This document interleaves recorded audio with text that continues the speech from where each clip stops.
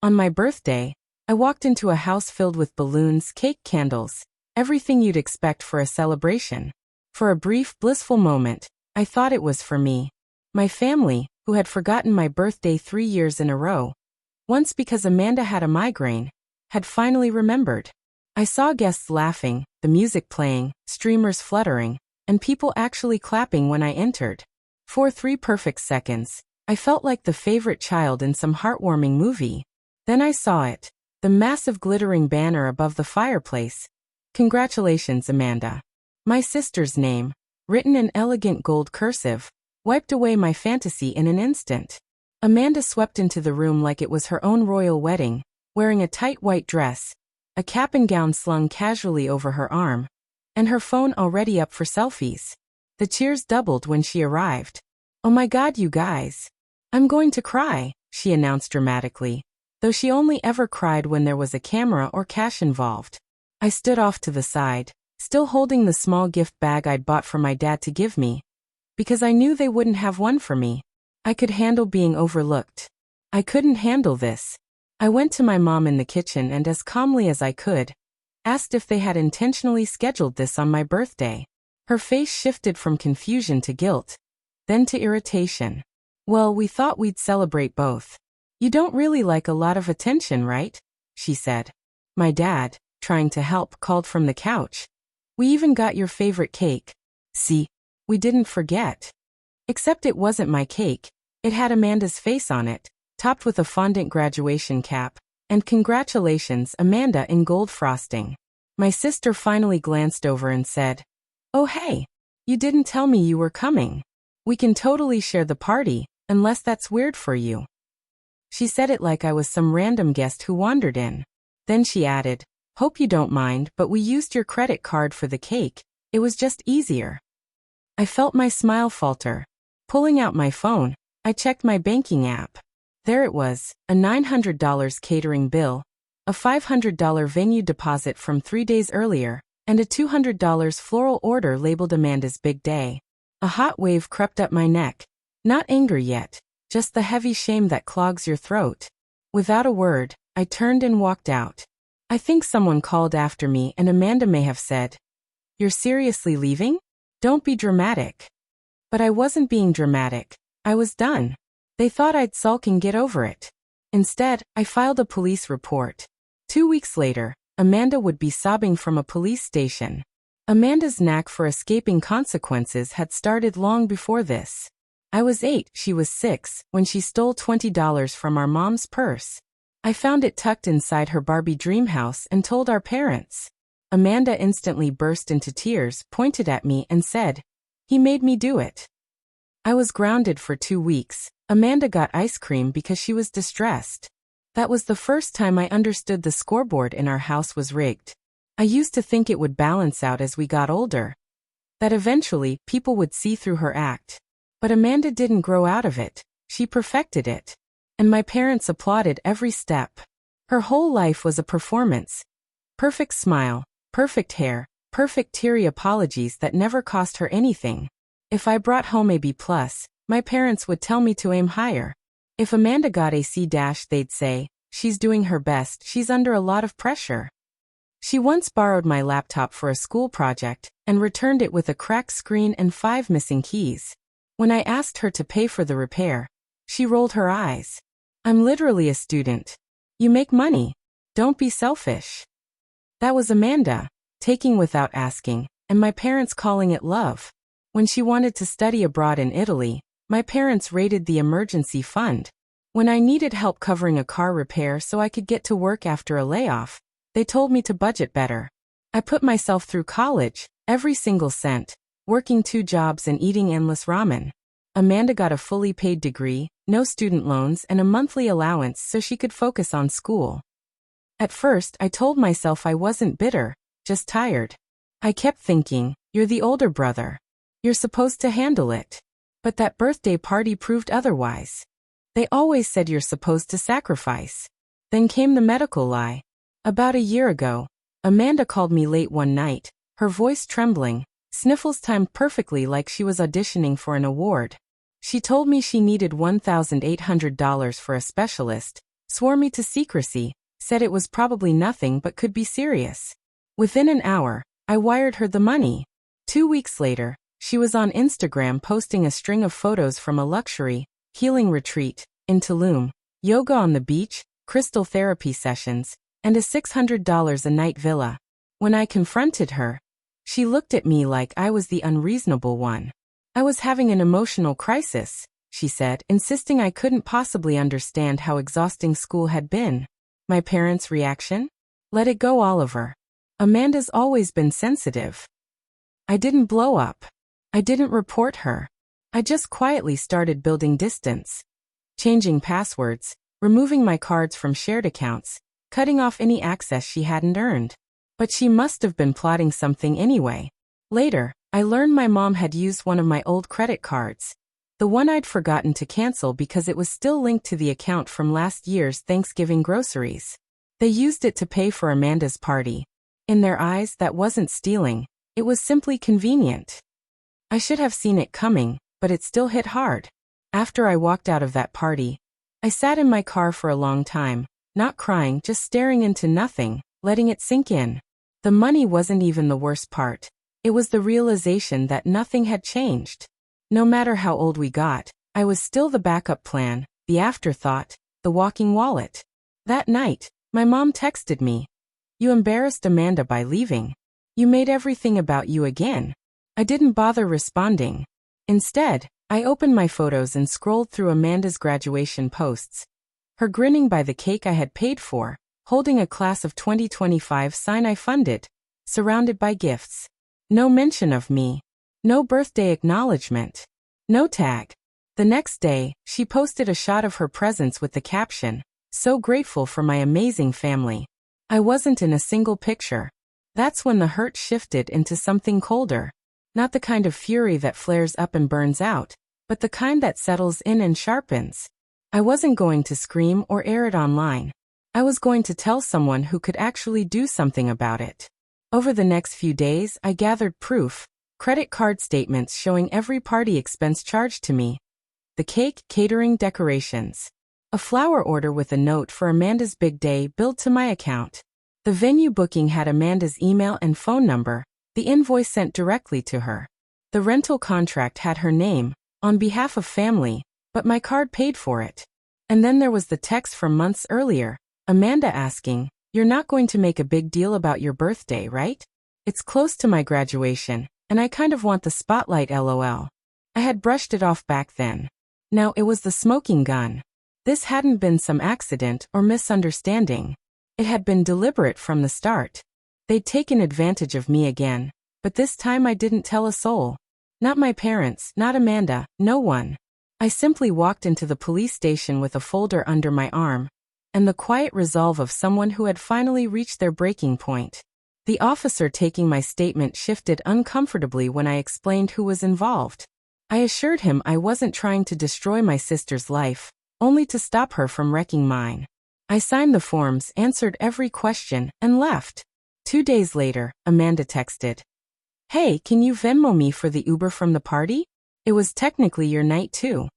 I didn't reply. 2 weeks after that, she was the one sitting in a police station, crying into her phone, and for once, I wasn't the person she could count on to clean up her mess. The call came at 6:13 in the morning. No text, no voicemail, just the loud, old-fashioned ringtone cutting through my half-sleep. She called again. And again. On the 4th try, I picked up, not out of concern but because I thought maybe something terrible had happened. In a way, that would have been simpler. "Oliver," she gasped, voice breaking. "Oh my God. I'm at the police station. They said there's a fraud report with your name on it. Why would you? What did you do?" I sat up, switched on the light, and stared into the phone like it might lend me patience. "So that's the part you're shocked about? Not the fact that you stole from me?" Silence. "I didn't steal," she shot back instantly defensive. "It was a party for both of us. Mom said it was fine. You're seriously doing this to your own sister?" There it was, Amanda's well-worn playbook. Cry first, then pull the family loyalty card, and if that failed, twist it into a victim speech. "Are they questioning you?" I asked evenly. "Yes. They said I have to verify purchases, and that the card wasn't mine. Now I might get charged with fraud. Oliver, you're ruining my life over a birthday party. No, I told her. You're ruining your own life by treating me like a walking ATM. Later, I found out the truth. Months earlier, during a family visit, I'd left my wallet on the counter. Amanda had taken a photo of my credit card and used the numbers, typed in manually, to pay for the venue deposit, cake, and decorations. When the officer asked how she got the details, she said, "I thought he wouldn't mind. It was for both of us." She admitted she never asked, never hinted, never told me. When asked if I'd given permission, she just said, "Well, he didn't say no." That was her brand of logic. By the afternoon, my phone was lighting up like a fire alarm. Texts from Mom, Dad, even Aunt Karen, who I hadn't spoken to in years. "Mom, you went too far. Amanda's devastated." "Dad, you want to throw your sister in jail over a misunderstanding?" "Aunt Karen, not everything has to be a lawsuit. Can't you talk it out like adults?" I ignored them all, not because I didn't care, but because I finally cared more about myself. That night, Amanda showed up at my apartment. I had no idea she knew where I lived. She probably sweet-talked or guilt-tripped her way past the front desk or buzzer. Classic Amanda tactics. Her face was red and blotchy, but not in a remorseful way. More in an "I'm still the victim" way. "I'm not here to fight," she said. I need you to drop the report. Please." They said it could go on my record. It could affect jobs, travel, everything. I looked at her, really looked. What I saw wasn't a frightened sister, but someone who'd never been told no in her life, and still didn't understand what it meant. "You lied about needing money for medical treatment. You stole my credit card. You threw yourself a party on my birthday and acted like I was the inconvenience. And now you want me to fix it." "I didn't know it would go this far," she whispered. "That's the problem," I said. "It never goes far for you because people like me always let it slide." Cue more tears, round 2, maybe 3. I'd lost count. "You're doing this to punish me," she accused. "You've always been jealous." That one actually made me laugh. Right. I've always dreamed of being the sibling who manipulates her way through life and ruins other people's credit scores. Her tears stopped abruptly, like someone flipped a switch. "You think you're so perfect," she spat. "But you're just bitter. Pathetic. You think being right makes you better than everyone else." "No," I said. "But it does mean I'm not paying for a crime I didn't commit." I closed the door in the middle of her rant. No slamming, no shouting, just done. Done being the audience to her one-woman drama. Over the next week, things got worse. My parents called daily, not to apologize or ask if I was okay, but to pressure me to make it right. Apparently, Amanda's job offer at a marketing firm was now on hold because of the investigation. When one of the background checks brought up the police report, Amanda didn't try to face it. She unraveled completely. My mother's voice blasted through the phone, full of accusation. "Are you happy now? She's devastated. Her future is ruined." I told her I'd never wanted to destroy Amanda's future. I just wanted to protect my own. But like always, they didn't hear me. They never did. A few days later, my father left me a voicemail. His tone was calm, almost soothing. "Son, I know you've felt overlooked and I understand. But this isn't the way. Family means sometimes we do things we don't like. That's just how it is." I listened to it twice. Once for the words, once for what was missing. He never once acknowledged what Amanda had done. Never once apologized for it. Instead, he urged me to let it go, which I now understood was code for "stay quiet while we use you." About a week later, Amanda texted me. No emojis, no sarcasm, just, "You win. I hope you're proud of yourself." I didn't feel proud, or victorious, or even relieved. I just felt done. Done carrying blame that didn't belong to me. Done paying for mistakes I never made. Done playing the dependable, invisible brother while Amanda was celebrated for existing. I thought that was the end of it. I was wrong. A cornered Amanda was even more dangerous than a crying Amanda, and she never fought alone. 3 days later, my mom showed up at my office without warning. She told the receptionist she needed to speak to me urgently. When I came down, she looked at me like I'd betrayed our bloodline. "I raised you better than this. she snapped as soon as we stepped outside. You've humiliated your sister. She might not get the job now. Do you know what that means? Her whole career could be ruined. Yeah, I said. That's what happens when you commit fraud. Her face tightened, not with shame, but with anger. You're doing this out of spite over one party, she accused. We raised you, Oliver. We paid for your clothes, your sports, your food. And I gave you a down payment for your house and covered your utilities for 2 years, I replied. But sure, let's talk about that one time you bought me sneakers in 5th grade. That was your choice, she said. We never asked you to help. No, they never asked. They just expected. Expected me to cover when Amanda ran out of money. Expected me to step in when Dad forgot to pay the power bill. Expected me to be grateful for crumbs while Amanda was handed everything. Even my birthday. I'm not withdrawing the report, I told her. If Amanda's smart, she'll take the officer's deal and move on. You're punishing the whole family, she said. Maybe the family should have stopped treating me like a stranger with a checkbook, I answered, and walked back inside. 2 days later, Amanda posted a vague, dramatic message online about betrayal, hinting that someone in the family had stabbed her in the back. She didn't name me, but she tagged every cousin, aunt, and even our grandmother. The comments poured in, sympathy, outrage, people calling her strong.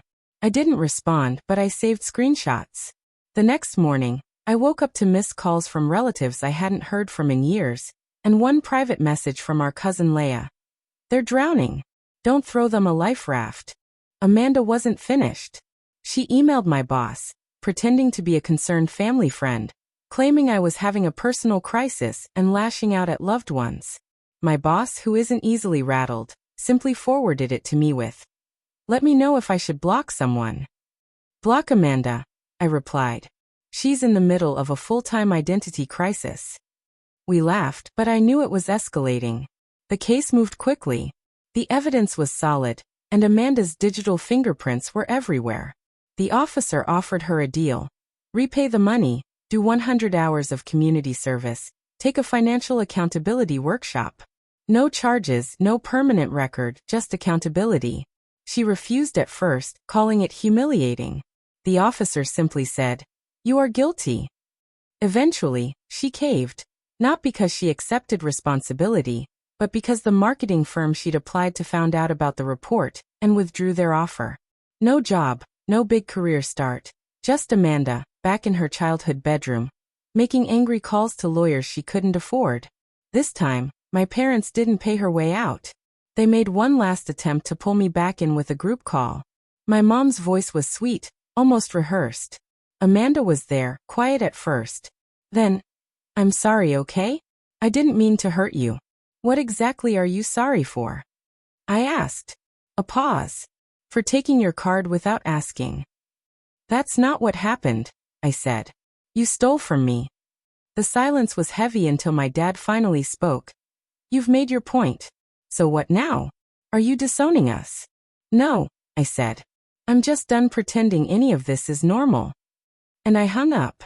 3 months later, Amanda had finished the workshop and was working part-time at a pet supply store. My parents still hadn't spoken to me directly. I'd moved out of state, gotten promoted, found a small group of friends who knew me as me, not Amanda's brother. One evening, Amanda messaged, "Saw you moved. Hope things are good. I could really use someone to talk to."